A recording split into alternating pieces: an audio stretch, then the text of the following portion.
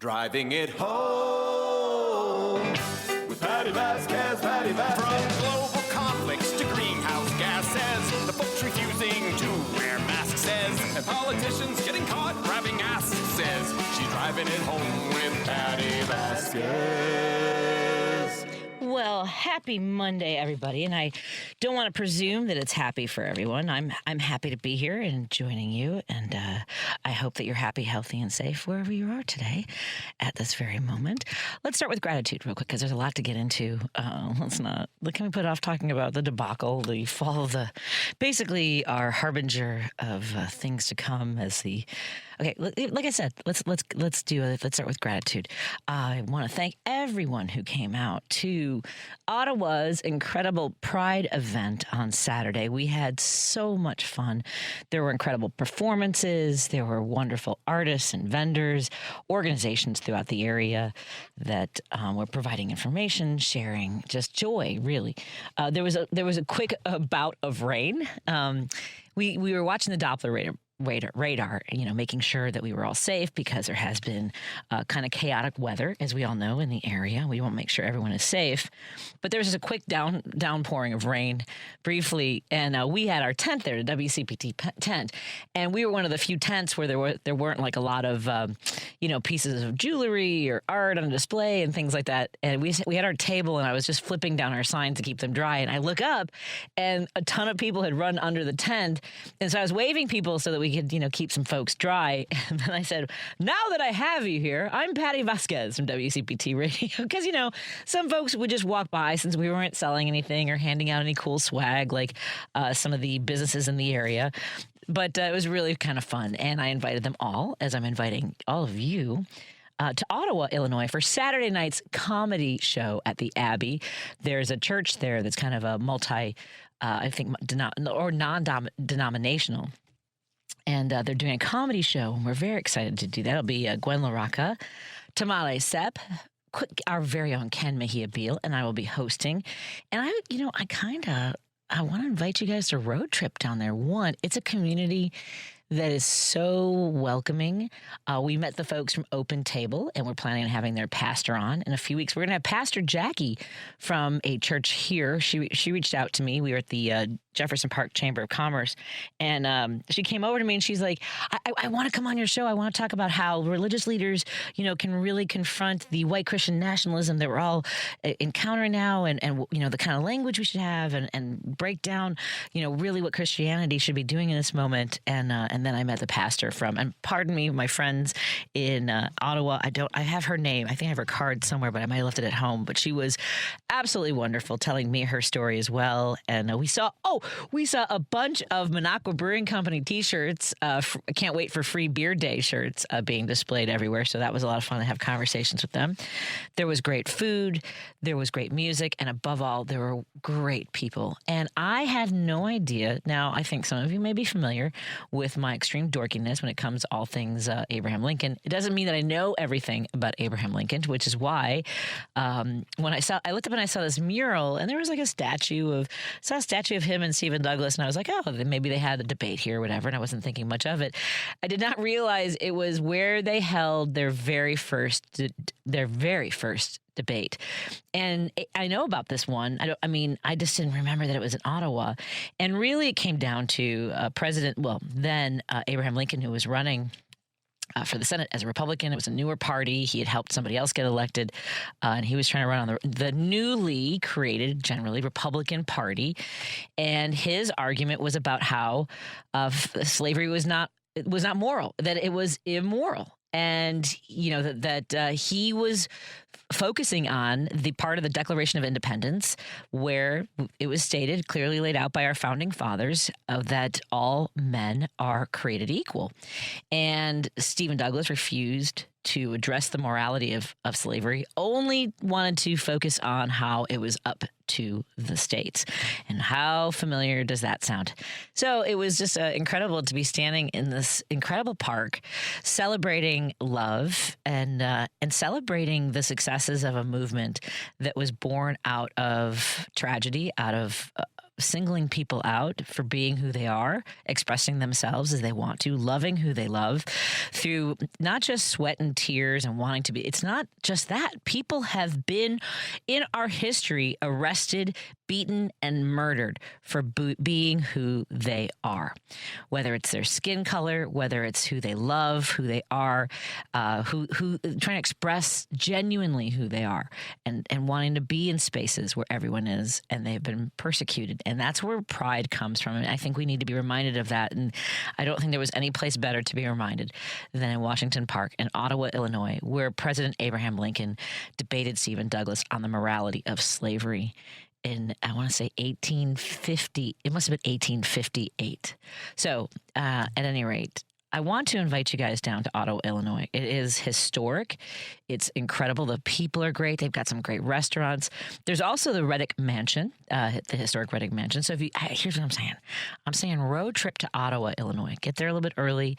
Go to the Reddick Mansion. They have tours on the weekends. You can check this place out. I was snooping around because they were setting up for a wedding in the backyard, and they were setting up like this board that had nails in it, and it clearly like thrift store teacups. And I wanted to ask somebody what the theme was. They had like tea stations set up for after the ceremony. And so at any rate, I took pictures of the teacups just to see if any of them were valuable. You can do that, by the way. I'm a thrift store nerd. I take pictures of different items that seem like maybe they're not 99 cents, and maybe I'll get a good deal and have a piece of history. And there was a Corning cup that they had on display that was $32 on its own. So that was kind of cool. Anyway, that's kind of the nerd I am when I'm popping around in other towns. So this Saturday night, we will have a comedy event to benefit the Human Initiative, the Humankind Initiative in Ottawa, Illinois. And I want to invite you all down to road trip, or maybe you're not that far away from Ottawa, Illinois. We'd love to have you. And if you are listening, if you're a new listener to Driving It Home with me, Patti Vasquez, please text me. You can also call. Well, I should probably check and see what our schedule is. We have we have guests coming out throughout the show. And I know that we have Ira Shapiro coming on in the last segment. We were planning to have him on last week, and things kind of got all turned around. So we have him. He'll be on the show coming up in the last segment of the show. In just a few moments, we're gonna welcome State Representative Penelope Cernoglu of Michigan's 75th House District, and we're looking forward to that conversation. We're also going to talk to Dan Schaefer, of course, from the recombobulation area in Wisconsin, and we'll talk to Julie Wan, who's a New York City Council member and candidate for Congress. And I want to give an opportunity to take some phone calls throughout the show because we've got a lot of guests coming up. So the number is 773-763-9278 if you want to give us a call, or text us at 773-763-9278. And before I get to all of our calls, I do want to thank, again, everyone in Ottawa, Illinois. Jerry Walski, our beer Sherpa from Minocqua Brewing Company, as well as co-producer here on Driving It Home, for really making people happy with the products that we had. We felt bad because folks were like, "Oh, I'll try the Love Wins fruited sour." We're not selling it. We're just showing you some of the wonderful products and directing you to their website as well as their Substack. My piece on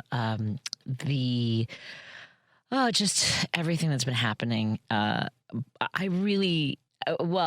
My piece today is about the Europeans, in particular the Scotsmen who have taken over Boston.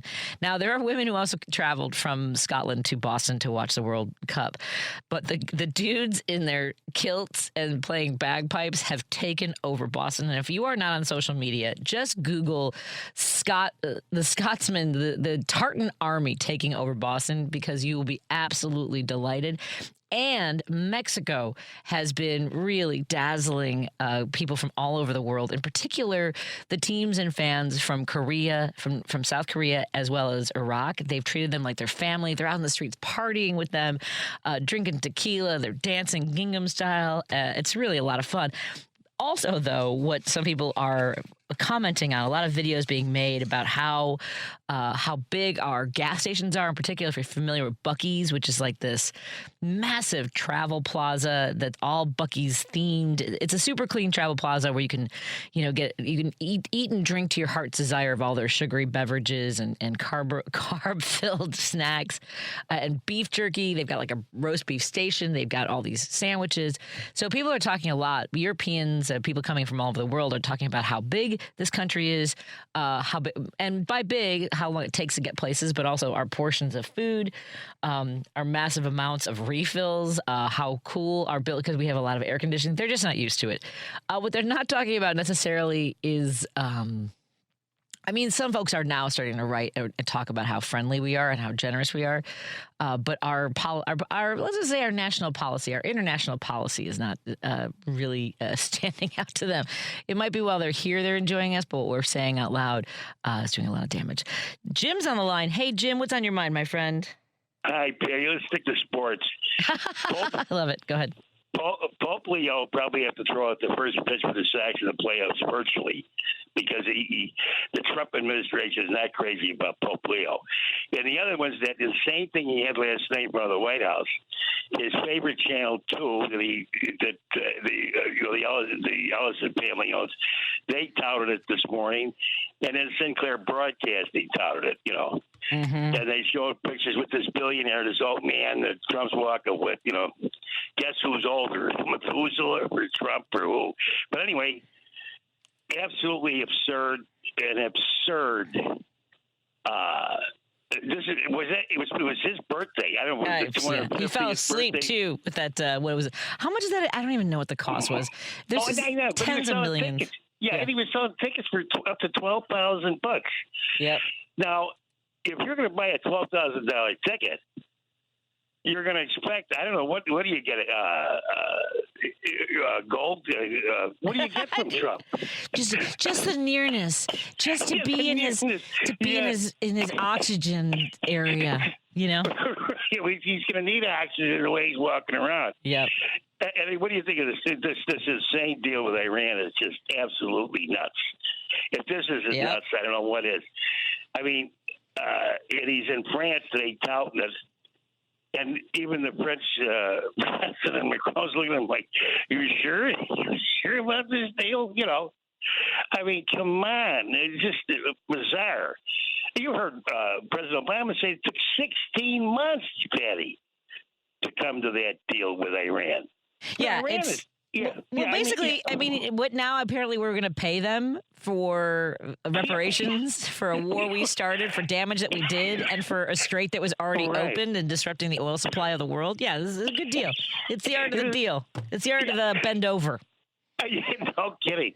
Anyway, Patty, have a great show. What you got an Irish guy coming on at the last part of the show, or? No. I've got Ira Shapiro. I got Mike Mercado's going to talk about the UFC fight. We got a whole full show. Yeah, good. All right, Patty. Thank you much. Have a good show. Bye. Thanks, Jim. I appreciate it. We also, before we take a break, we want to thank all of our sponsors. In particular, this Pride, WCPT is rolling down Halstead with some seriously good company. Our friends, the American Foundation for Suicide Prevention, Berman Kia and Subaru, Social Change, Illinois Veterans for Change, and of course our friends at Pride Coffee Roasters, who are sponsors of the show as well. So if you are interested in sponsoring the 55th annual Chicago Pride Parade, June 28th, free to be proud. If you want your name on the air, promoting your business, showing your support for the work that we do here, there's still room to register as a sponsor. You can give me a call at 773-484-7901. That's 773-484-7901. Or you can email me, pvasquez@heartlandsignal.com.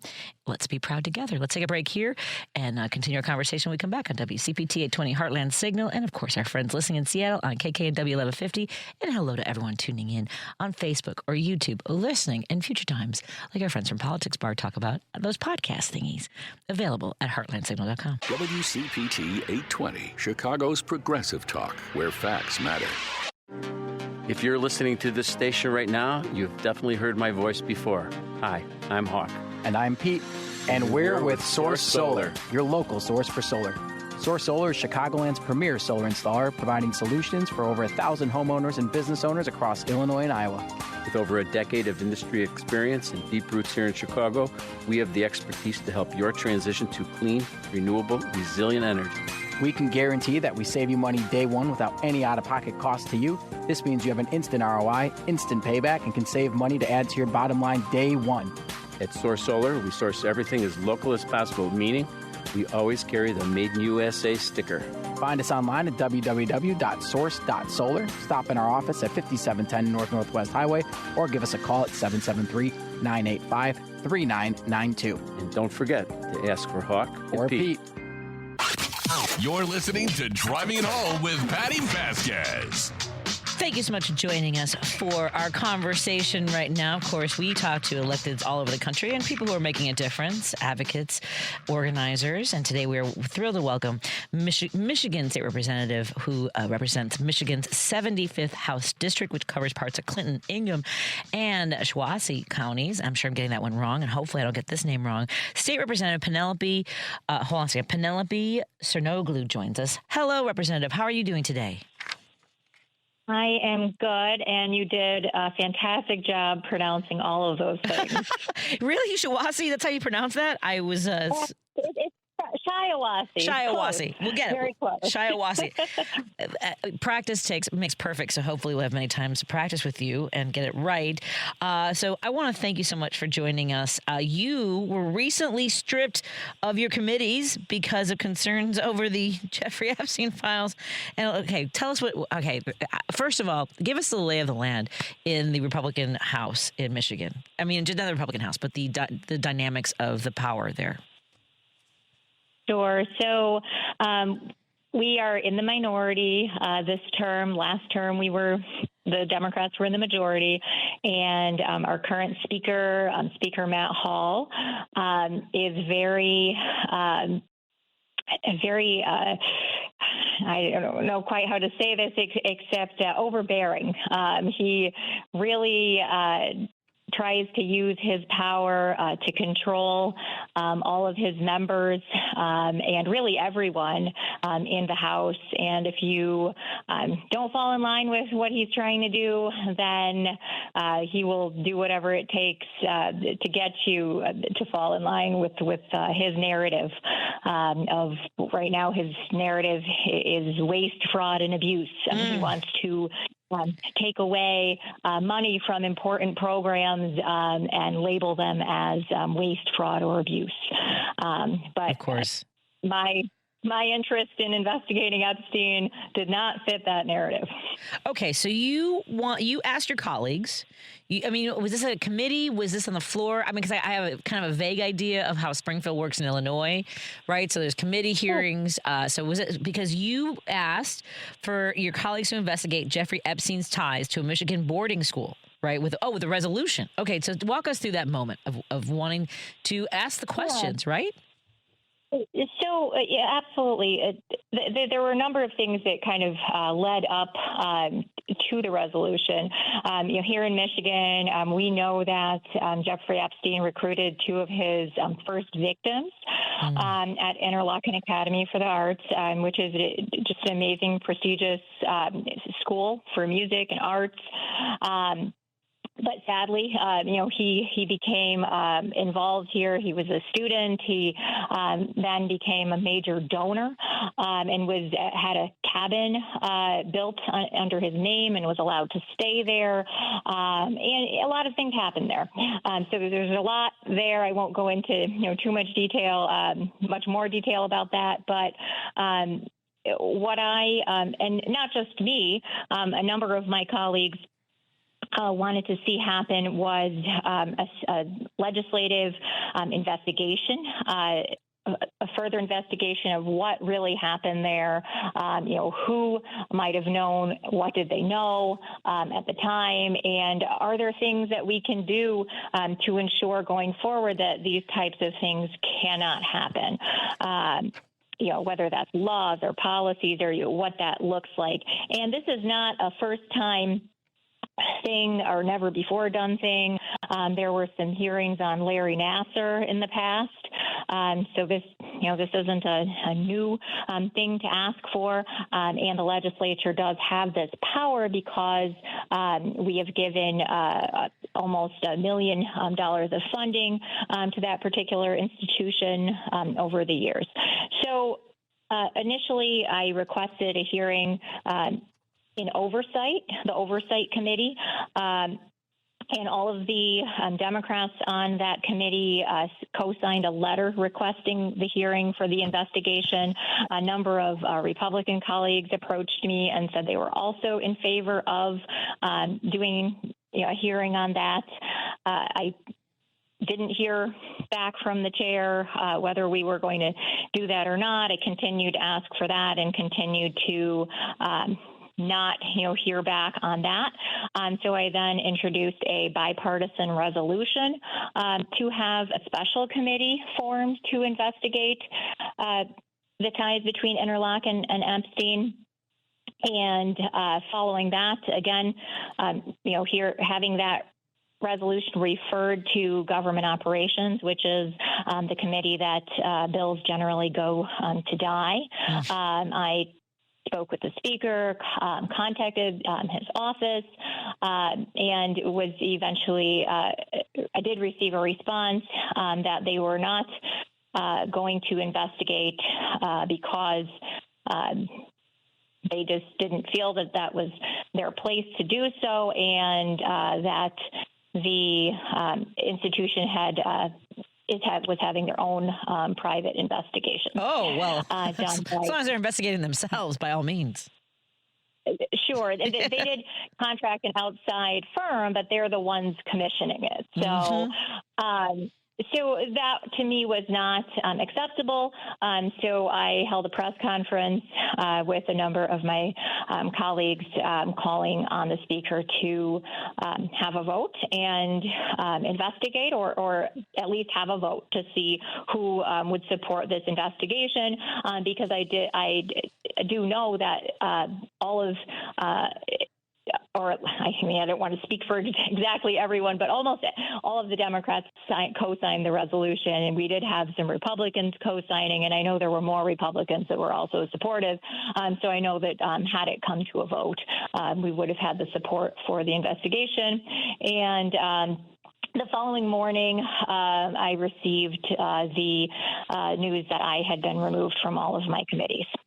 Wow. But Rep, he says, Speaker Matt Hall says it has nothing to do with Epstein. He says it's how you behaved in committee. But I think we know, as you've said, the timing speaks for itself, right?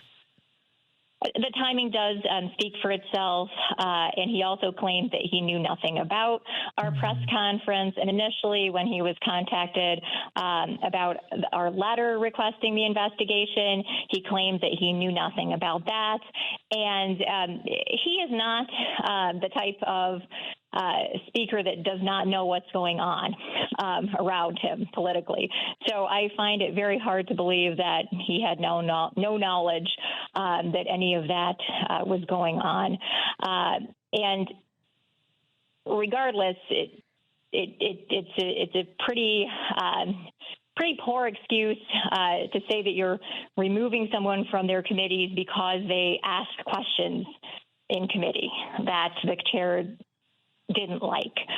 This hasn't happened before this term, and last term the only person that was removed from their committees was done so because of their continued comments online that were especially just racist and inappropriate for the institution. So it's pretty extreme measure for asking questions in committee, which is what he alleges is actually what happened, but I find that hard to believe. Same. Folks, and by the way, Rep, we do have listeners in Michigan. So Michigan listeners, it's House Resolution 284. Call your state rep, call the Speaker's office, and ask them, why is it bipartisan? By the way, folks, this was bipartisan. There were Republicans that signed on to this, correct? Correct. Yeah. Yes. So, folks, we had several Republicans sign on, and several more that were they just didn't.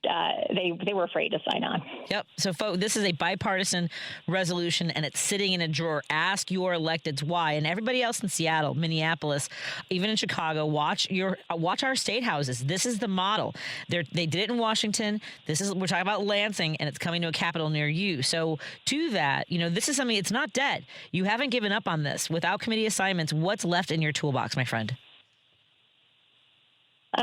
Sure. So we definitely haven't given up on this, and we are having conversations behind the scenes. I don't want to, talk too much about that because I don't want to affect those conversations. Understood, and we can move on if you want. Yeah, no problem. But we are very actively still pushing this, and hope to see some movement. Well, let me say this. As a survivor of childhood sexual violence, and I know that there are survivors of Epstein's who are watching this all play out all over the country and with eyes on Michigan, I'm so grateful that you are doing this. And what do you want them to hear from you? Gosh, I just wanted to say that we're going to keep fighting here, no matter how long it takes. And there are so many people that did reach out and contact their state representatives and the speaker's office and my office, and we can't let people get away with things like this. We have to pursue justice no matter how long that it takes. And, anything that anyone can do to, help out with that is their help is so much welcomed. And I appreciate all of that so much. Well, I appreciate you. And please don't hesitate to reach out to us and let us know if there's more we can do. If you want to share any updates with us, any calls to action, we are here and ready to talk again. Thank you. Absolutely. Thank you so much. Again, State Representative Penelope Cernoglu of Michigan's 75th House District fighting the good fight, and we're behind you. Thank you so much, my friend. Be well. Take care of yourself. Stay hydrated. Thank you. You too. Thank you. Let's take a break here. We'll continue our conversation. We're going to have Dan Schaefer, the recombobulation area, in just a moment on WCPT 820 Heartland Signal and KKNW 1150. I know I'm running behind. Sorry, everybody. This is WCPT 820, where facts matter.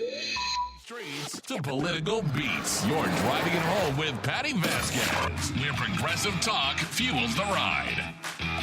It's not just Chicago City beats. We're talking about Wisconsin beats with our good friend Dan Schaefer, the editor, publisher, award-winning writer. Well, editor. He's also award-winning for his editing and publishing, as well as his journalists that collaborate with him. It's Dan Schaefer, the recombobulation area. Hi, Dan. We've missed you. I know we're every other week, but still, it seems like too long sometimes. It's always too long, Patty. Good to talk to you as always. And, I was thinking of you this weekend because I was visiting your fair city to go to a concert on Saturday. What did you see? I went to Salt Shed to see one of my favorite indie bands, the Hold Steady. What a great venue. That was my first time going there. Amazing. It's freaking iconic, that place. I'm so glad you enjoyed it. I mean, obviously, for those who know, you know. For those who don't, the Salt Shed was formerly the Morton Salt distribution. That was where they made the salt that you got with the girl with the umbrella and the yellow slicker. And now it's an incredible music venue. So I'm glad you enjoyed yourself. That's great. Had an absolute blast. Yay. I always have a good time in Chicago, and that was a really fun experience at that venue. I can't wait to get back now. Well, look, I have a mutual love for all things Wisconsin. I do love Milwaukee and so many of your great venues as well. And speaking of all those things, I do need to come see a Brewers game because I believe you owe me, is I think what the deal is. That's right. I do. Yeah, I do. That's all right. It's fine. It's fine. It's fine. Some of the listeners, some folks got a little salty with me. Speaking of the Salt Shed, they got a little angry with me because there was a ball player from the Chicago Cubs. I think we talked about this already. Who told a woman to go S is D, that F and B. Would you like to buy a vowel? I think I'm going to get kicked off the air if I buy a vowel there. But they have not done well since. I mean, they were on a winning streak, and hey, if I had anything to do with it, I'll take that. That's fine. I don't think it's okay. Get your boy in line. So to that, I actually don't know how the Brewers are doing. How are you guys doing? We're doing well. We're doing well. It's been a good summer. We just had an unbelievable pitching performance over the weekend from Jacob Mizorowski, who threw a complete game, one hit shutout, and was throwing 105-mile-per-hour fastballs. That was pretty fun. Oh my God! Wow, that's fun.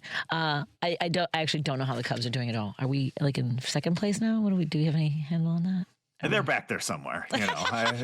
You don't look behind you. Now I'm gonna jinx myself here after all of this Packers Bears talk we had over the winter, and now I'm gonna jinx Brewers Cubs. Like just don't let me talk anymore about this stuff. It's all in good fun. I've lost my connection. Nope. No idea. Okay, well, I enjoy having the rivalry with Chicago. As a Milwaukeean, I feel like that's our most natural, like, regional rival, the Milwaukee-Chicago, the Hiawatha rivalry, right, with the Amtrak line. So I always have enjoyed. People call it the I-94 rivalry. I'm going to call it the Hiawatha line because I like taking the train down to Chicago. So speaking of our relationship, Chicago and Milwaukee, you and I professional, obviously, but are you catching any of this? Because we're not involved in the World Cup, obviously, neither Milwaukee nor Chicago. Yeah, that's right. Are you seeing any of this online? Some of, like, whether it's Boston and the Tartan Army or the Europeans who are dazzled by Buc-ee's gas stations. Are you seeing it? And I'm feeling a little bit of FOMO, but it's just hysterical. Are you watching any of that? I've been seeing some of the stuff pop up on social media here and there. I enjoy it. I'm really liking seeing, people just enjoy like a big tray of fast food or whatever in the world is going on with, just like the European mind can't comprehend what they're seeing here in the United States. It's honestly a good reminder to folks who are coming here that, like, look, the United States, things might not be going great politically right now, but we are a whole lot more than just Trump. We are a whole lot more than that, and hopefully the good folks of this country can share with the world how great this wonderful land of the free can be. Yes, and also, I think it lends itself to how we were placated into allowing this to happen again, right? Because we got massive portions of, whether it's, beef or refills on our sodas and air conditioning. Like, we just kind of like, everything's fine. I don't know what's going on in the world, but this will work. We can shut it out, just to, like, enjoy some Taco Bell, at least for a few minutes. They're loving the Taco Bell. I had to tell you a quick story about Chicago and this a European came to. They said, we got delayed in Chicago, so I'm gonna explore. And, like, I'm not kidding you. He's in front of a Home Depot because he's never been to a Home Depot. He goes to a Planet Fitness. He goes to a Dunkin' Donuts, Chick-fil-A, and it's all like on Lake Cook Road, which isn't even in Chicago. So I'll be making a video about that soon. That's fun. I look forward to that. So let's speaking of the things that we should be talking about. So what's happening in Wisconsin? We haven't spoken since there was this hit piece on Representative Francesca Hong, who's one of the front runners in the gubernatorial race. What the freaking frack is happening? We're getting down to crunch time with this Democratic primary for governor in the state of Wisconsin. Our primary is August 11th, so we've now got less than 2 months to go. Wow. Really about 6 weeks until early voting starts, so we're getting close here. The Democratic Party of Wisconsin's convention was this past weekend, and so we're really starting to get down to it here. And it's been a busy week for us at the Recombobulation area because I reported last week, Thursday, on an internal poll from the Sarah Rodriguez campaign that I happened to obtain that showed a top three emerging in the race with former Lieutenant Governor Mandela Barnes, State Representative Francesca Hong, and current Lieutenant Governor Sarah Rodriguez kind of forming a top three of sorts with none of the rest of the field polling above 5%. There are 7 candidates who are going to be on the ballot. I'm still interested to see what's going to happen with Milwaukee County Executive David Crowley, still interested in State Senator Calda Royce. But I think it's, we're getting to this final stretch of the race here where we're starting to see a little bit of separation. And so I think, the Rodriguez campaign, I think, is in a really interesting position right now. they've have an outside group that has been doing some spending. Rodriguez herself was a nurse, was an ER nurse, worked in the healthcare field. I think that's going to be a really strong issue for Democrats in the midterms this year, just healthcare in general, given the cuts at the federal level and the fact that, the Republican nominee in Wisconsin is Tom Tiffany, and he was voting in lockstep with Donald Trump. I think from what I heard folks at the convention saying that Tom Tiffany has a 100% voting record with Donald Trump. I think that was mentioned a few times at the WisDems convention last weekend. And so I think that's going to be a top issue. And so I'm really interested to see, if Sarah Rodriguez continues some of that momentum that we've seen over the past week. And then on the other side of it, I think the candidate who might be slipping a little bit is Mandela Barnes. He was the candidate who came just so close to toppling Ron Johnson 4 years ago, and now giving it another run, this time for governor. And I think he came into this with the highest name ID, the most recognition, but he's run a really safe campaign. And I think, it just feels like people are wanting a little bit more, somebody a little bit more bold and risk-taking and authentic. We haven't really seen that from Barnes just yet. He's kind of more approached this like it's a general election campaign. So I think it is, he's in a tricky spot right now in the primary where if he's going to win, he's going to have to earn it. Yeah, I mean, I haven't heard much about his campaign, and maybe it's sort of the bubble that I'm in on social media. Obviously, working with the now not on the ballot brewer of Monaco Brewing Company, Kirk Bangstead. But, a lot of stuff popped up because, I was already following Francesca Hong. I've interviewed Lieutenant Governor Sarah Rodriguez. I've also interviewed Mandela Barnes, but I hear what their messaging is. I haven't heard any of his cutting through any of that. So it doesn't seem as though, as you mentioned, he's being bold, and they are. Yeah, I mean, he's put some solid policies out there. He put a platform out called the Wisconsin Way last week that had a lot of good stuff on it. I just think that the campaign doesn't really have the momentum right now, and he was so far ahead of folks in terms of just overall name ID. I mean, he's the only one who's really run of these 7 candidates who's run a statewide campaign before, and so a lot of money was spent on Barnes's campaign in 2022. So a lot of people know him from that. But, I do wonder if people are a little bit spooked by his loss against Ron Johnson and what that might mean for another statewide run. If people have some of those electability type of concerns, is he type of the candidate that people are going for? Or would people, perhaps go more to Sarah Rodriguez, try a newer candidate who's had some success, who comes from a purple district when she was in the assembly. So I do wonder, and some of what I saw in that polling was that, for a lot of Mandela Barnes supporters, Sarah Rodriguez was the second choice. And so I think she stands to gain if he continues to slide. And you have 18% undecided, which is it's not a big number. So, I mean, there's some gains to be made there, but you guys are like us. It's a simple plurality of whoever gets the top votes in the primary, right? That's correct. Yeah. So, and I think Francesca Hong is certainly going to be a factor in this race too. She has she was really the wild card in the race. She's running as a Democratic Socialist. She is comfortably to the left of every other candidate in this race when you're just talking about ideology. Mm-hmm. But I think she has found some success with certain issues. Like, she is the only candidate in the race that has called for a moratorium on data centers. And I think that is going to be a really big issue for folks in this race. There was a recent candidate forum where the moderator asked all 7 candidates, and they kind of had a red or green placard that they held up and said, do you agree with this or not? And so they asked, do you agree with a 1-year moratorium? And they had all 7 candidates up on stage, and Hong was the only one who said she was for a moratorium on data centers right now. The other 6 candidates said that they would be said that they would not be for a moratorium. I think some of them had some really good answers on that. Sure. I think they had some really good answers on that. Kelda Royce had some real nuance in her policy that I thought was worth considering. But I thought, that's a really big issue that's really resonating with voters right now.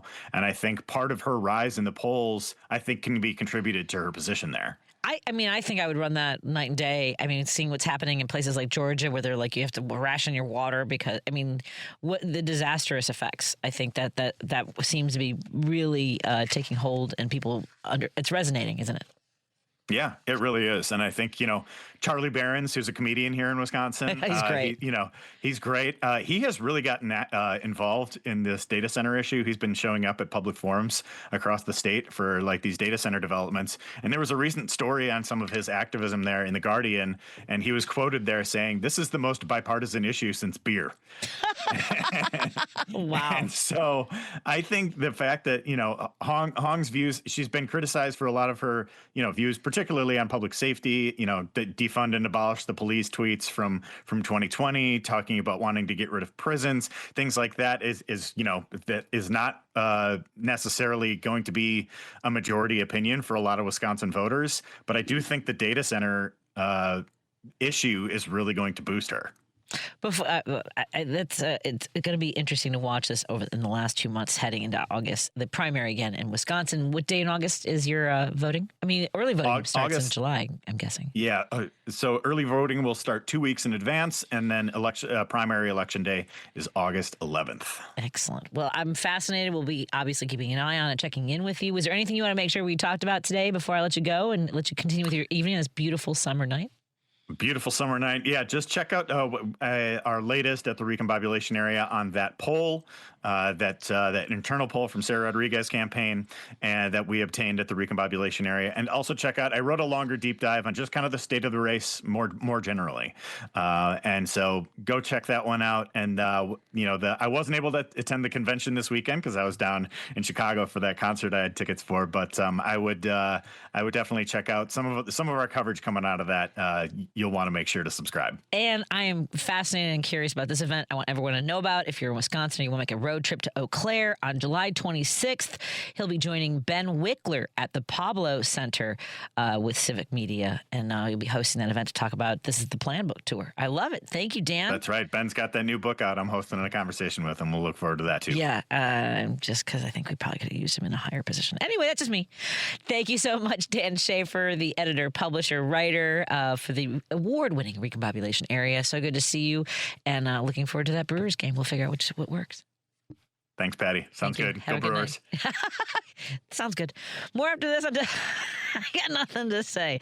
Have a good night, Dan. Let's take a break here and come back on WCPT 820 Heartland Signal and KKNW 1150. That's right. I didn't say go Cubs. I can do that. That's just up to me. I'm definitely not saying go Sox. Sorry, Lady B. More in a moment. You're listening to WCPT 820 because facts matter. You're listening to Driving It Home with Patti Vasquez. Thank you so much for joining us. We continue our conversation here on WCPT 820 Heartland Signal and KKNW 1150. Hope that you're happy, healthy, and safe wherever you are right now. We have more conversations coming up in the next hour that I hope you'll stay tuned for. Or if you've got to get out of the car and you're like, I don't know what's going to happen next, you can check out our podcast at heartlandsignal.com, where you'll find all of our interviews, full shows, and singled out interviews. Like coming up at after 6:15, we'll talk to Julie Wan, who is a New York City Council member and candidate for Congress in New York's 7th.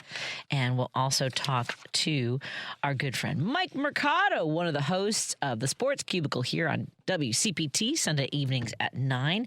And we will definitely be talking about the UFC match thing, I don't know, the fall of the Roman Empire harbinger kind of thing as well. I do want to talk about the World Cup, Mike, because I am really enjoying folks just being dazzled, overwhelmed, or I don't know how they're feeling about the United States, but there's a wide range of emotions for folks who are coming to our country as well. I'll be honest, I love the images out of Boston with the Scots just out there at 6:30 in the morning in front of their Airbnbs playing their bagpipes and going to see the Red Sox play at Fenway, eating hot dogs. They're impressed by seeing a Subway sandwich shop, which I didn't realize was not around the world because so many of our restaurants pronouns are. Anyway, we'll talk a little bit about that. And then coming up, we're also going to talk to our friend Ira Shapiro, our new friend of the show, Ira Shapiro, who's written a book that you should know about, about how he wrote a book about how the Senate used to be a functioning governing body. And now he's got a bipartisan book from people across the political spectrum talking about how folks didn't vote for this. So we'll talk to him in just a little bit. I want to remind everybody, though, that all of these shows are available on podcast because, maybe you're going to miss Choose Views tomorrow, but you shouldn't. Tomorrow at 6 to 8 a.m., you can listen to Choose Views right here on WCPT. Richard Chu will be talking to Charles Booker, who's a 2026 candidate for U.S. Senate in Kentucky, Lisa Stark, former ABC News reporter and activist, and Leah Littman, professor of law at the University of Michigan Law School, author of Lawless, How the Supreme Court Runs on Conservative Grievance, Fringe Theories, and Bad Vibes. Yeah, that certainly seems correct. And she has the Strict Scrutiny podcast. And on Jones' show tomorrow, Majid Padalan, a.k.a. Brooklyn Dad Defiant, will be joining her, as well as William Campbell, host of Here's How, Ireland's Political, Social, and Current Affairs podcast. That's Jonas Esposito, live, local, and progressive from 6 to 8 p.m. right here on from 2 to 5 p.m. Richard's on from 6 to 8 a.m. Jones on from 2 to 5. I've had a long day. I tried going for a run today. I'm training. I'm doing that 5K zombie thing, and the sun. It's not hot out, but I was in the sun for over an hour walking and running, and so now I'm a little bit. I might be a little bit sunstroked. At any rate, because I was also at the Jefferson Park Sunday Market yesterday. Then we had the Ottawa Pride event. I did not take a day off this weekend is what I'm realizing. I probably should do something to unwind a little bit. My brain is a little bit mush. So at any rate, that's Joan Esposito, live, local, progressive tomorrow from 2 to 5 p.m. Of course, you can check out all of our shows at heartlandsignal.com. And I'm so thrilled you guys are joining us right now. Let's take a break here. We can take your phone calls and texts in the next segment if you want to get in touch with us. If you want to call, text, you want to share your thoughts, you want to have a conversation, 773-763-9278. That's 773-763-9278. Did you watch any of this madness, this circus show on Paramount? I don't have Paramount, so I did not watch it, but I did see clips. There's some guy named the Incredible Hack or something, like he puked on himself at the Lincoln Memorial. I don't know. And then he had some, he thanked God, thanked Jesus, and then threw shade at First Lady Michelle Obama. You know what someone said? The idea that they keep calling her a man, and yet when we say that Melania is a hooker, we're bad people because that's less defensible. More after this on WCPT. It's more provable that she. Anyway, more after this on WCPT 820 Heartland Signal and KKNW 1150. My thoughts. WCPT 820, Chicago's progressive talk, where facts matter. Driving it home with Patti Vasquez, Patti Vasquez. From global conflicts to greenhouse gases, the folks refusing to wear masks says, and politicians getting caught grabbing asses says, she's driving it home with Patti Vasquez. Hello, and thank you so much for joining us for our second hour of Driving It Home. We want to welcome our friends who are now tuning in on KKNW 1150 in Minneapolis, St. Paul. KTNF AM 950 Minneapolis, St. Paul, which we call I think it's the Northern Front. I think that's what that stands for. But if it's not, that's what we think it should stand for that. We also want to thank our friends listening on KKNW 1150 in Seattle. And those of you tuning in on Facebook or YouTube, perhaps you're tuning in later. Our friends on Politics Bar call you the future people, our future listeners on podcasts, because our shows are all podcasts wherever you download your podcasts. So maybe you can check us out on heartlandsignal.com. Might be one place to check us out. We would appreciate that. There's a lot going on, and let's get right to it. I did not watch the UFC shenanigans, the poop show. I almost said something else, and I'm glad that I did not because we would get in trouble for that. But this madness over the weekend, and I just, out of curiosity, I think a lot of us, how many of you were hoping for maybe some hail damage? They said that if there was lightning within a certain amount of distance, a few miles away from the venue, if there was lightning, they were going to have to suspend the whole thing. There were also reports late last week that there were pilots reporting that the lights flashing off of this structure that was constructed for the event, ripping up the front lawn of the White House, was causing some visibility problems for pilots, which is fantastic. Really, all well done all around. There's some great videos. I mean, if there's anything we can do, at least satirizing it is certainly enjoyable. Criticizing it, highlighting some of the madness of it. But there's one video, because apparently, so anyone who is, being pitted against another fighter, there was like some official in the middle, and these guys would walk up to each other, just glaring at each other. And somebody posted about how it kind of looked like they were all getting married, like it was gay weddings. I really sort of enjoyed that, the way they're like getting real close and up each other's faces, like they're about to make out. I like that take. Now, there's somebody named the Incredible Hack, and he showed up he apparently like this sort of bigger than life sort of guy, just a big Neanderthal. And he showed up, and they were doing their weigh-ins at the Lincoln Memorial, and he walks out and puked on himself, folks, which I don't think there's any better metaphor for what was happening as someone puking on themselves at the Lincoln Memorial. So that happened, and this was the same person. So the Incredible Hack I guess he wins his battle. He's in the Thunderdome. I don't know what they call this thing, this cage thing. And he gets the microphone and he thanks Jesus, and then he does.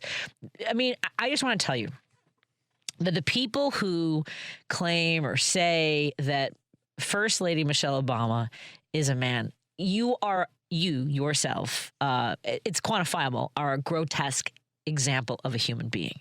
Like, you are less than worthy of respect. I have no respect for you, is what I'm saying, because it's just a lowest common denominator. Like, you're just going for essentially what a listener said. It's your code for saying the N-word. And we know that. And we've known that the entire time, because what you are doing is dehumanizing somebody. You are taking their personality, the way they look to you, and they are less than to you. So you are grotesque. Everyone who laughed at that, everyone who agrees with that, anyone who repeats that. And there are people associated in broadcasting in Chicago who I have worked with previously who have repeated this horrific, disgusting, it's not even like a thought or a statement. Like, it shouldn't even rise to that. These claims, it's stupid. It's disgusting. And there's actually one person who puts like all this Christian BS on their Facebook page and about God and everything. And they have like an entire podcast dedicated to how Michelle Obama is a man. You are using that because you are still too afraid. Because there are folks who are using the N-word left and right, and they're just living their lives being video recorded, and because now there are no consequences because of who is in the White House. But you're still kind of like, I still don't want to say it. So instead of saying the N-word, you decide you're going to call Michelle Obama a man. I just want to say that. So I agree with you, 630. It is basically another Let's Go Brandon. Only I would say this one is worse, because you are in the lineage of slave owners. Like, the attributes of somebody like you. I'm just saying that you're angry that you can't own Michelle Obama because the lady is regal. She is magnificent. And she would own your ass in a heartbeat if it was down to that. Just like. At any rate, let's go to Bobby in Indiana. Hey, Bobby, what's on your mind, my friend? Well, the chap at the cage match, which I don't know why they ever let them out. But when he said that about Michelle, I don't know. Puts him in a cage. Can they sound like a one of those like a door in the floor? Just like you have a good point there. I appreciate that. Go ahead. Oh, well, with Trump, what was the song? He's only a dope in a gilded cage or something. Yeah. But by saying Michelle Obama is a man, is that a code that he's trying to tell the world that he is not? He can tell because he's not one. I'll tell you, I got into a very loud yelling match with somebody at a local dive bar because they were making this claim. And the words that I can't use here, I used in that bar, basically asking them, was there proof because they had handled it? They had handled the body part that they are saying that she has. I was like, can you tell us a little bit about the attributes of said body part? Yeah. I know where he can shove that body part if he doesn't. I mean, I think we're right on the line, Lady B. Right, we're right on the line. We're on the line. But my dad was a Golden Glove boxer, and I don't think he'd have any use for that type of fisticuffs. Oh boy, yeah. Or whatever they were doing.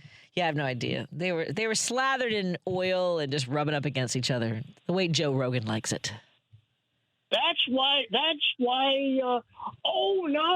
is why Trump is so eager to have the Straits of Hormuz open. Yep. So he can get that oil for his for his fighters, sluggers, for his good, for his boy toys.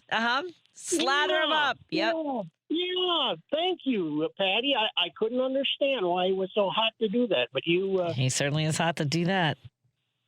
Okay. Have a good night. You as well. Thank you for that. That's Bobby from Indiana. Yeah, there's a lot going on. I mean, it is Pride Month. I do appreciate that Trump held his own Pride event so he could watch men rub up against each other, and apparently marrying them off. Oh, and the other thing people are upset about, MAGA is very upset. They're claiming that someone has sabotaged the reflecting pool in front of the Lincoln Memorial and the Washington Monument because there is now algae in the water. I don't know if they know how water works or how the humidity in Washington, D.C. works or any of the other things. Because you remember he spent, I believe it's now $10 million to paint the reflecting pool, the pond, like that long blue, because he wanted to look like American blue, like the blue skies. I can't.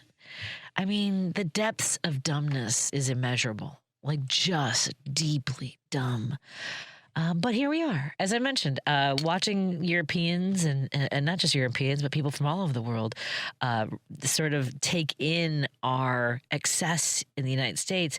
Maybe they can take home with them and go, I can see why they voted for fascism. I can see that they were all placated by their free will refills and their air conditioning, because everyone's completely confused about how they can be outside where it's hot and then walk into a cool building. Like I don't know how else I'm supposed to live life if it's going to be 95 degrees. Yeah, it better be 68 degrees when I walk inside. I see. I remember looking for apartments in the 90s, and this was after, because I had an apartment on Wilson Avenue near Lincoln. I was in Lincoln Square. I had a great studio apartment, and during that heat wave, all I had was a window unit. Lady B, I had to shave my cats. I had 2 orange tabbies, and they were holding out. They were like, I'm sorry, but cats should not pant. Every time I would open the refrigerator, they were like, we're just going to live in here now. Can we just live in here? They were just panting. I mean, so I had to shave my kitties. And I don't mean that as a euphemism. I had to shave my orange tabbies. And it was so sad because I couldn't do their heads, right? Because I couldn't get the clippers. So they had these big, fluffy heads and then just these shorn bodies. I wish I had pictures of them. At any rate, that was the last time I ever lived without air conditioning. I was like, this shall not pass. I will not do that. I will keep my kitties air conditioned. At any rate, maybe they can see how we ended up here, is all I'm saying. I want to take a break here because we have a guest coming on the line in just a moment. We're going to talk to a city council woman from New York City who's also running for Congress. We're going to talk to Julie Wan, a New York City council member and candidate for Congress. Before we come to the break, I do want to let folks know that I am so grateful for our sponsors. Our sponsors, Pride Coffee Roasters. I got to hang out with Patty yesterday. Not me, Patty. I'm not delusional. I was hanging out with myself, but mostly with our wonderful vendors at the Jefferson Park Sunday Market yesterday. Pride Coffee Roasters. I picked up a couple bags. I picked up a couple of 2-3 bags of some coffee. I got some of the Mexico blend as well as the El Salvador. Oh, Rwanda. I got Rwanda blend. I'm very excited to grind those up. I've been told I cannot use my blender. I did get a proper grinder for my coffee beans. So I'll be firing those up tomorrow. So go to pridecoffeeroasters.com so you can also enjoy their incredible coffee. Their single origin roasted to order coffee beans. Also want to thank our friends at Source Solar. Go to source.solar, make an appointment with Peter Sorellis. Maybe it's time to get solar panels on your house or business. And again, that's source.solar. And by the way, folks, for everybody who's interested in supporting us, WCPT is proud to ride with our sponsors in the 55th annual Pride Parade, Free to Be Proud, on June 28th. And you can call me at 773-484-7901 if you are interested in joining the American Foundation for Suicide Prevention Illinois, Berman Kia and Subaru, Social Change, Illinois Veterans for Change, and Pride Coffee Roasters as our sponsors of the 55th annual Veterans for Change. Now, Roosevelt, I have a guest coming up in just a moment, so I want to take your call because I think I have no more room for calls. What's on your mind, Roosevelt? Ariana Grande, you heard about, she told them to cease and desist of using her songs? I did not. Yeah, I just sent it to you. He keeps on using everybody's music. Yeah, man. He does. They all need to lock that stuff down. I agree. Yeah, well, you guys used to have, I don't think you still do, you used to have a long list in alphabetical order on all the songs, on all the artists that he's used. Phil Collins with Genesis, without Genesis, and so on. The Stones, everybody. He uses everybody's stuff. He borrows everybody's stuff. He takes everybody else's stuff, and he doesn't pay for it. That's just him. It's just like what he's doing right now. Here are the group of artists. Here are some cases: Mick Jagger, Lorde, Sia, Blondie, Sheryl Crow, Green Day, Lionel Richie, Elvis Costello, Keith Richards, Steven Tyler, and Roseanne Cash, all in collaboration with the Artists' Rights Alliance, signed a letter demanding that he seek permission before using their music at campaign rallies. There's a bunch: ABBA, Adele, Aerosmith, Aha, Andrew Lloyd Webber, Ariana Grande, as you mentioned, the Animals, the Beatles, Beyonce, Bruce Springsteen, Celine Dion. I can go on and on. This is all alphabetical. Where did you find that at? You can just Google. I just Googled artists that he used. I have to run, Roosevelt, but I will talk more about this. But artists should be, setting up boundaries. I appreciate that. Thank you, Roosevelt. Let's take a break here. Of course, when we come back, we're going to have on the phone with us Julie Wan, who is a New York City council member running for Congress on WCPT 820, KKNW, and KTNF. Thank you all so much for being here. Alexa, play WCPT. WCPT from TuneIn. If you're listening to this station right now, you've definitely heard my voice before. Hi, I'm Hawk. And I'm Pete. And we're with Source Solar, your local source for solar.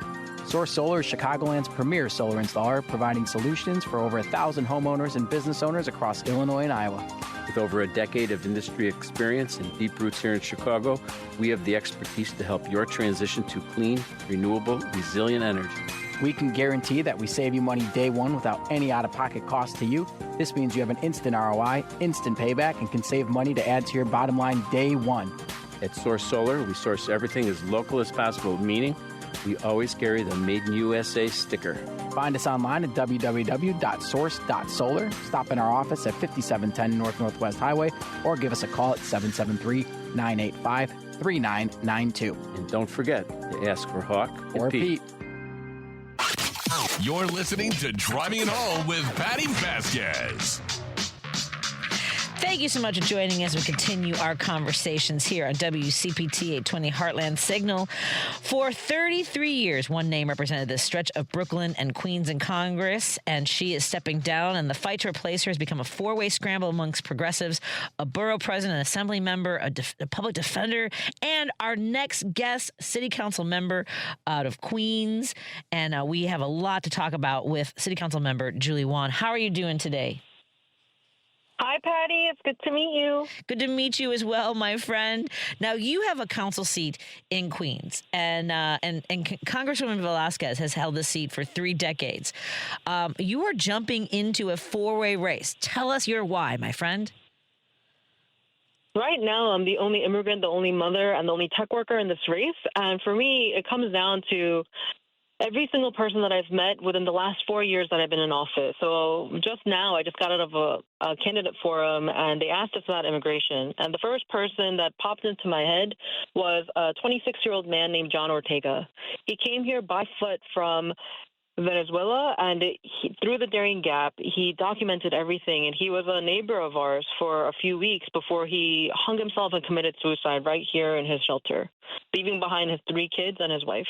Oh. And his last written message to his family was that New York City, the land of dreams, was no better than his home country, where it was destitute, and that he was treated no better than cattle from the moment he stepped foot on U.S. soil until his last day. And I also think about the women that I met who had miscarriages because while they were in detention, they were not able to get medical care. This is happening in our very country, and as an immigrant myself, as a mother, I cannot fathom what that must be like to lose your baby because no one would let you see a doctor when you're cramping. I cannot imagine being a father of 3 kids. If my own dad went through what he went through, what John went through, I wouldn't blame him if he committed suicide. So this is the moment that we must meet to say this is not okay. We say no to fascism. We say no to having no rights in court. I have seen, because I have accepted the highest amount of immigrant neighbors during the migrant crisis in New York City from Texas and other border states that were sending buses and buses of people to our city. I have spent every single Friday at 26 Federal Plaza going into court with them and just hearing the injustice of not even having a court order to be deported, yet they get detained by ICE anyway, just for showing up. That means people like me that come to this country, they're trying to do the right legal thing. They're showing up at their court order. They're filling out all their paperwork. They're creating justifications, paying for a lawyer, paying the government to say, I want to become a U.S. citizen one day. I want a green card. And even then, they're still deporting them, detaining them with no criminal history and nothing on their civil record either. I mean, you guys really are such a target with more migrant shelters, more migrant kids in schools than pretty much anywhere. So you are a huge target.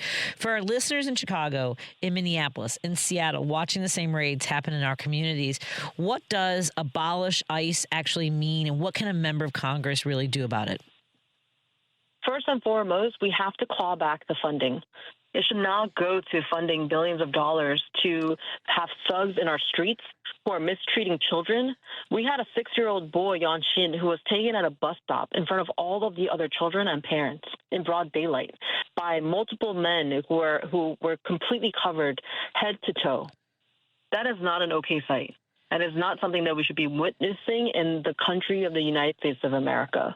And when we talk about abolishing ICE, it's not only defunding, but it's also ending family separation. Because we know that minors, especially children under 12, like a 6-year-old boy like Yuan Xin, they're not committing crimes. They're too little.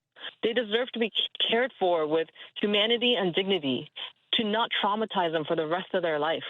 And we also have to make sure that they have basic human rights met, like medical needs. Right now, I've been going to Delaney Hall once a week, and because 1/3 of Delaney Hall detainees are New Yorkers, and many of them are my constituents from my district. So when we go to Delaney Hall to make sure that we're fighting for their rights, what we're seeing is that women are being sexually assaulted by the same guard inside. And we're getting reports of it. Women and men are not able to get medical treatment, even if they have chronic illnesses, and they're dying on site. Oh Women and men are not Yeah, and they're not even given family visitation rights. They're not even allowed to talk to anybody. And this isn't, and they're not given any food, and nobody knows. Yeah, food. and nobody knows about this. And when we do report on it or share stories about it, they say that we're lying. There's no proof because you're not getting access, are you? Right. No, they're not. And they're being very violent. When Senator Andy Kim, who has endorsed me in my race, went to do an unannounced visit because of his lawful jurisdiction and right as a sitting senator, he was pepper sprayed himself. They have no mercy and they have no balance because there's no accountability to ICE at this moment. So we have to make sure that we are converting or transforming this whole entire arm to separate criminal and civil. So for civil enforcement, for everyday New Yorkers who are just trying to do their thing, like the ladies who are selling mangoes on the street, or John Ortega, who is just working as a trucker in our local Home Depot and in the neighborhood doing construction work, those people with no criminal record should have a separate arm of enforcement that goes with human rights and right to representation. And for those who have criminal offenses, they should be part of the Department of Justice and go through a separate process as well. Folks, we are talking to New York City Council member Julie Wan, who's running for Congress in New York's 7th District. If you're in New York 7th, Greenpoint, Williamsburg, Long Island, Sunnyside, your primary is Tuesday, June 23rd. Now, I know that you're wondering, why am I doing a progressive radio show in Chicago? My race is we're all over the country. We're the country's largest progressive radio station. So I want you to give us your 30 seconds about why you need people to get to your website, to support you, to get the word out. Give us your message. Out of the 4 candidates, all of us had vouched in March that we would not take super PAC money, that we would end Citizens United. And all that means is that we stop allowing millionaires and billionaires to buy our elections with uncapped, untraceable donations into our campaigns and electoral politics. And I'm the only one that has kept that promise, and I'm only taking money from individual donors. That means that I'm not taking APAC funding, no crypto funding, no AI funding from super PACs. I'm not taking fossil fuel money. I'm not taking Real Estate Board of New York real estate lobby money. But I am counting on you, for every single one of you, to pitch in $10, because we have to prove, even when progressives falter at the fight of $1 million per donation, and I hear my opponents now saying, oh, well, campaigns are expensive, because when they're being called out for taking super PAC funding, they're now cowering, saying, oh, well, we have to do what we have to do to win. No, we stick by our values, which is that we will run grassroots campaigns. That is why we've come into politics. Bernie Sanders has always denounced super PAC funding, and that is what I am doing, and I need your help. Donate $10 today, $25 today. Come and volunteer with us. We need you at a poll site on June 23rd. Come campaign with us and show the country that campaigns can be won, even when others are spending super PACs, that with true grassroots organizing and funding, we can win, and we will go to Congress and make sure we abolish ICE, that we have a free Palestine, we stop funding forever wars and unsanctioned wars, no unconditional funding for Israel, and that we continue to fight for universal health care, universal child care, that at every stage of your life, that you deserve to have care, especially when you're too old to work, too young to work, and you're too sick to work. So that's what I'll be fighting for. Hope you can visit juliewon.com, so JULIEWON.com, to throw me $10, show me your flowers, encourage me, because it is hard out here, especially when even my socialist colleagues, my progressive colleagues, all of us are under a lot of pressure, and I'm really sad to say that I'm seeing them cower to the pressure and taking dark money with 8 days out until the election. Julie Wan, again, folks, magnificent. Well done. Well said. Throw me your dollars and give me your flowers. It was brilliant. And we wish you the very best. If there's anything else we can do to help you out, please don't hesitate to reach out. Go get it, my friend. Thank you. Thank you. Talk to you soon. Talk to you soon. Be well. All right, folks. Amazing story. Amazing work that she's doing. Let's help her out where we can. And when we come back, Mark Mercado is going to help me out with what the frickin' frack happened at the UFC this weekend. More in a moment with our friend from the Sports Cubicle. More in a moment. WCPT, KKW, and KTNF. Because facts matter. You're listening to WCPT 820. You're listening to Driving It Home with Patti Vasquez. Thank you so much for joining us. We continue our drive home. And, you know, sports is becoming more and more political, and maybe it always was, and I wasn't paying attention. So to help us out is our good friend, one of the hosts of the Sports Cubicle here on WCPT, Sunday nights at 9 p.m. is Mike Mercado. Hey, Mike, how are you doing? I'm great, Patty. How did you celebrate Donald Trump's birthday on Sunday? What were you doing? What was I doing? We watched a movie, a really fun action movie called Anna, about this assassin. She was a Russian. Anyway, she's a double, triple spy with Helen Mirren and Cillian Murphy. I highly recommend.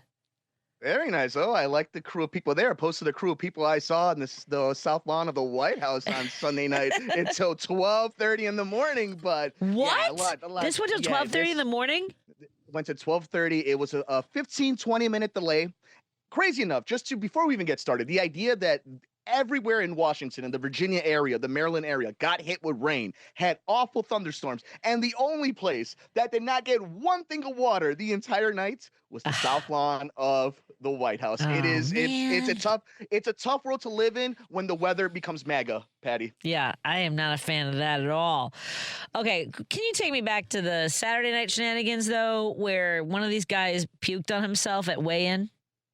So, yeah, the weigh-ins, it's hard to tell sometimes whether or not it's from actual weight cuts or if it's a publicity stunt, right? Because obviously, you know, the whole story will Hoke it and the Michelle Obama absolute nonsense that happened to that The Incredible Hack. Is that his name? The Incredible Hack? Yeah, I think that's better than anything that's going to happen to him if he ever touches Aspinall, the heavyweight champion of the division. Will happen when Aspinall gets his hands on him, but we get to that in a second. You know, you're bringing up the weigh-ins and in that specific scenario, but just in general, I think there's been many times where if you've watched MMA, if you watch the UFC, if you watch Bellator, if you watch Pride, if you watch Strikeforce, people missing weight. I mean, just a few weeks back, we had a UFC fighter fall flat on their face because they were so dehydrated. They had lost so much weight getting into, and the fight had to get canceled. And you know, I wrestled in high school and a little bit of middle school and a little bit of high school, and I remember the weight cut and just how much work was put into it at that level, let alone when you're talking now about multi-million dollars of life-changing money. But I think it's kind of a microcosm of exactly what we saw on Sunday nights at the UFC Freedom 250 in the South Lawn. Patty, I don't know how much you actually saw of it, but I was invested in this because I wanted to see exactly what was being coded this entire night. Was it a celebration of the UFC? Was it a celebration of this fake bromance that we now see between Dana White and Donald Trump? Was this going to be just marketing for the Trump administration? And what you saw was two things, okay? If you are strictly a fight fan, if you're a fan of sports, it kind of had a unique look to it. It was surreal. I'm not going to say it was cool, and I'm not going to say it was egregious. The architectural win that was the claw. Okay, if this was in North Avenue Beach, we'd be like, how did they do this? It's the fact that they did it in the South Lawn is where the issue comes in. But that aside, for MMA fans, for sports fans, it was a spectacle. It was something you've never seen before. There are going to be shots that are going to be remembered on ESPN, CBS, all that for years to go on. But then there's the second part of it. When you're seeing Mark Zuckerberg and the Edelson family, you're seeing Donald Trump having flyovers and this just pop in circumstance 1 year later after the dud that was his birthday military parade, coming back to this moment right here. And let's not beat around the bush. That's what this was. This wasn't a celebration of America. It's not 4th of July last time I checked. I'm not the smartest man in the world. We're not anywhere near the actual birthday of the country. Number two, it's interesting that this falls on Donald Trump's birthday a year later when he had such a dud of a surprise birthday that nobody showed up to. And also, you look at all the money that was being invested in this place. Did you notice a lot of crypto money, Patty? Yeah. Did you notice who exactly was the big sponsor of the bonuses? So here's the thing about UFC, right? It's one of the conversations of fighter pay. They don't get paid a lot. Every NBA, WNBA, MLB, 40, 50, 60% of profits go to the players. In the UFC, it's anywhere from like 12 to 18% go to the fighters themselves. Well, they were getting huge bonuses, which were coming from our friends over at World Liberty Financial. What? You know who? I see you're our friends over at that firm. Yeah, for anybody who doesn't know, ties with Donald Trump, not just ties with Donald Trump, have made multi-millions, if not billions of dollars for his own family. We're the ones who are financing this entire thing. So for anybody to say that their UFC is going to come out at a loss at this, that they're not going to make money, you're being a little naive. Just a little bit. It was surreal to say the least. It doesn't it have like that Roman Empire fall of harbinger element to it? It almost felt like when we were going to see the scene of Gladiator where Joaquin Phoenix is throwing up the thumb or thumbs down, shaking, deciding whether we're going to kill Maximus. Patty, it's this thing where if we lived in a fair, just world, because we know politicians from all ends of the spectrum have used sports for a lot of different things, for marketing, for community outreach, for propaganda. I mean, we see it every Sunday in the NFL with the deal. Why do we play the national anthem before any sporting event? It's because it's a paid for, sponsored by the U.S. Army. Now, I'm as patriotic as somebody. I love this country. I'm going to be acting a fool on 4th of July. But the point being is the hypocrisy. This was a right-coded event.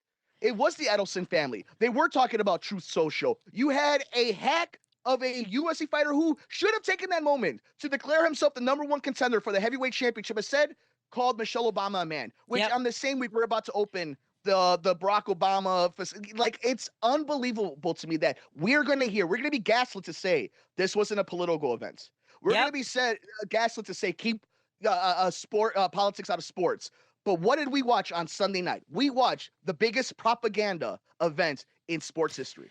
Now, because we only have a couple minutes left, I do want to turn our attention to the World Cup. Tell us what you're feeling as you see people from all over the world come to the United States. And I haven't seen much in Canada, but Mexico. Tell us what you're seeing.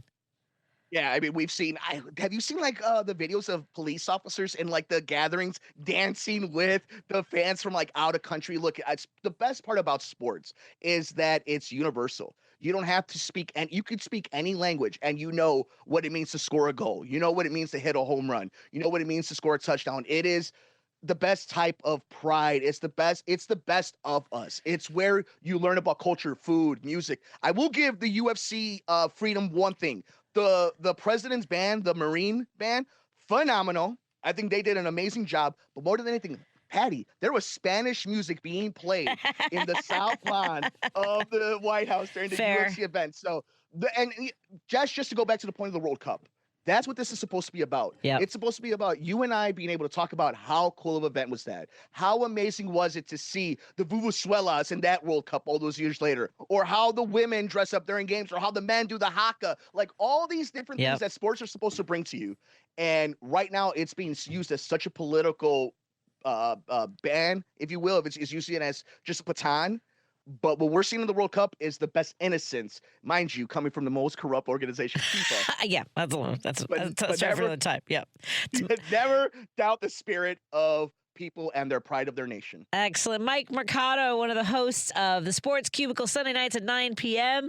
We look forward to having you back, Mike, and thank you for everything that you do, my friend. Take care. Love you, Patty. Love you, too. Love you, B. Bye. More after this, we have Irish Shapiro coming up. Chicago's Progressive Talk, WCPT 820, where facts matter. You're listening to Driving It Home with Patti Vasquez. Thank you so much for joining us as we continue our drive home here on WCPT 820 Heartland Signal, KKNW 1150 in Seattle, and KTNF AM 950 Minneapolis, St. Paul. And, of course, hello to all of our friends who are tuning in wherever you might be, perhaps online, watching on Facebook or on YouTube, and tuning in to our podcast available wherever you listen to podcasts, in particular, heartlandsignal.com. I am really excited to bring up our next guest who spent decades inside the room where it happens. Senior Senate staffer, U.S. Trade Ambassador, and the author of The Last Great Senate, the Pulitzer-nominated book on what the chamber used to be when it actually worked. And now he's written, let's just say, a different kind of book called Betrayed, America Didn't Vote for This. And it's damage assessment, bipartisan, nonpartisan, former generals and diplomats and scholars sitting down to add it all up. 16 months, the rule of law, the economy, your health care, troops in the street of Illinois, ICE in Minneapolis, not an opinion, it's all receipts from Irish Shapiro. Hello, Mr. Shapiro. Welcome to Driving It Home. Patty, it's great to be with you. Thank you. Absolutely. So, you wrote you've written the histories of when the Senate was at its best. What drew you to put that down and write a damage assessment instead? Of course, why a bipartisan coalition, not just a bunch of Democrats?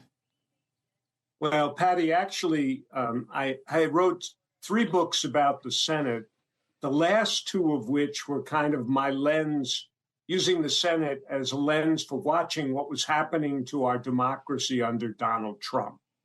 So that was in 2018 and 2022.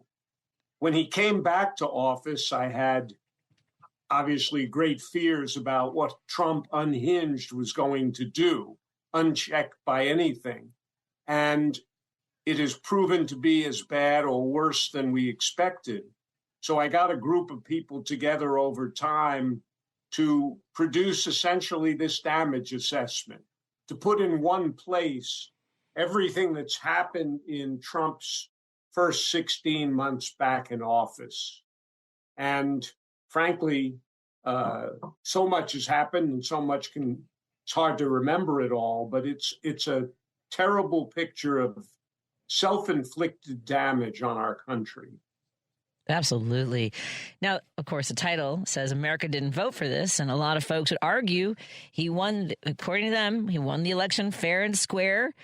So, where would you want to tell people? Where do you want to point to the gap between what people voted for? I think a lot of us already know some of these answers, but we want to hear from you and what they got. Well, look, our book does 2 things, I think. One is it catalogs the degree of damage that's been done across the board to the United States and our people. But the second thing is we try to point out that a lot of Trump voters didn't vote for this. They voted for lower prices. They voted for maybe secure borders, certainly, maybe a crackdown, or from their standpoint, on wokeness, but they didn't vote for much of what's happened here. Even in the issues where Trump is strongest, say on the secure borders, people didn't vote for ICE, masked ICE agents in the streets, detention centers across the country, deportation of their neighbors. They didn't vote for any of that. And if you go down the list, they certainly didn't vote for the Iran war, the tariffs that raised prices on them, covering up the Epstein files, making Canada a former friend. You go down the list, and what you discover is the Trump presidency, driven by grievance and a desire for self-glorification. It's a presidency about him. It's not about the American people and what they need. Well, wouldn't you? I mean, I think about this quite a bit, and in particular because I do tangle in arguments with folks online. When I put something up and someone wants to try to pull it apart, I think of it as, when they used to put the skulls on the fence of a conquered town. I put up arguments to say, don't cross this. Like, I will come with receipts. However, what I'm learning is that while they'll say, well, I didn't vote for that, and there are folks who say it's worth it, that getting what let's say Roe v. Wade in his example along the way for a lot of conservatives in the last few years have now been able to control women's bodies in states across the country, that whatever it was that got us there, whatever harm that's done, whether, I hear people say at the gas pump, as long as Iran never gets a nuclear weapon, even though they weren't on path, or at least according to what we've learned over, including the agreement that President Obama had, they didn't, we were told last year they were nowhere near having nuclear weapons. At any rate, it seems as though while they didn't vote for that, they seem pretty pliable when it comes to moving the goalposts, don't you think? Is saying, well, I guess this is worth it. I guess this is worth it every step of the way. Well, it depends I think that's true for some people, certainly. But it depends how large you think that hardcore of Trump voters is. I don't think it's, people used to say, well, he's got a hardcore of 45% or 40%. I don't think it's up at that level. I think that he will always retain a hardcore of 25 and maybe 28 or 30%. But I think the vast majority of Americans, Democrats, some Republicans, and a lot of independents are reaching the conclusion this isn't the presidency they wanted or expected. And I mean, we'll see how that plays out in the 2026 election and ultimately in 2028. But from my standpoint, it's very important that people understand that this presidency is different than any presidency in our history. And the damage caused to our country has been enormous.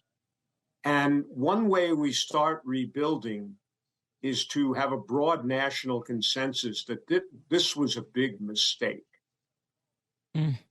Now, you dedicated this to a contributor who died before it was finished. And you write that decades of experience usually make you reach for compromise, but not this time. Is that right? I mean, what changed along the way? Well, everything changed. I mean, I'm a longtime Democrat, and I guess I could be characterized somewhere from moderate to progressive as a Democrat, depending what the set of issues is. And I always look for common ground. But over time, the Republican Party changed over a long period of time to be increasingly staunch in their conservatism that turned into kind of an anti-government nihilism, basically, obstructionism and nihilism. That was happening even before Donald Trump came along. And then Trump came along and took advantage, won his election, and took advantage of our weakened institutions to make things much worse. So when I say we weren't reaching for common ground, what I meant was we wanted to speak very clearly about the amount of damage that has been done and how it's adversely affected all Americans, whoever they voted for. Yeah. And you know, we're about to hit America's, well, as Trump was celebrating over the weekend and now has announced that they're going to have another 4th of July celebration on the front lawn. The fall of the Roman Empire symbolism is rife here. Yeah. But you have studied the Civil War, World War II, the Revolution. Would you say that we're in that category then of that kind of moment? It seems that you are. I think this is one of the enormous moments in our history. And for that reason, I and the people who contributed to the book, we didn't want to miss the moment or understate the importance of it. And to some extent, we've had big historical moments before, but this is different. We didn't have a president causing as much damage to our country as Donald Trump has in his efforts to essentially throw away our checks and balances system and substitute a more authoritarian model. This is different, not an external enemy, but something that we're watching our president do to us. Yeah. So the book ends with a citizen's playbook. I know a lot of folks who tune into these shows are, they're furious. They often feel powerless. They're tired. What would you say is the one thing? Let's say they, absorb whatever it is every single day. But right now, what would you want them to wake up tomorrow and start doing? I think everyone can do something to try to combat the damage and basically reject this presidency. It may mean for some people talking to their friends and urging them to be more politically active. It certainly means everyone coming out to vote despite whatever obstacles the Republicans are planning to put in our way. And that's an area of great concern for all of us. I try to say to Trump opponents, don't feel overwhelmed, and also don't feel overconfident, because when you see his poll approvals going down, I think that's a good sign, but it also means that they may be more desperate in terms of trying to cling to power. but everyone can do something. Yeah. I agree. And one of the things folks can do is pick up a copy of Betrayed, America Didn't Vote for This. It's out now in paperback and audio, wherever you buy books, including bookshop.org, which is an indie bookshop location. So it's a great spot for us to buy our books from writers with experience, the kind that Ira Shapiro has. I really appreciate your time. Thank you so much for joining us, and we'd love to have you back on if your schedule allows. Patty, thank you for talking with me and letting me reach your audience. And certainly I'd love to come back anytime. I think there'll be a lot of action in the fall that we can talk about. Will you be doing a book tour? Are you doing a book tour? Have you done one? Mostly. No. This is my book tour. Right. Patty. Okay. Gotcha. Well, I was going to say, if you were coming to Chicago, we'd love to have you in studio.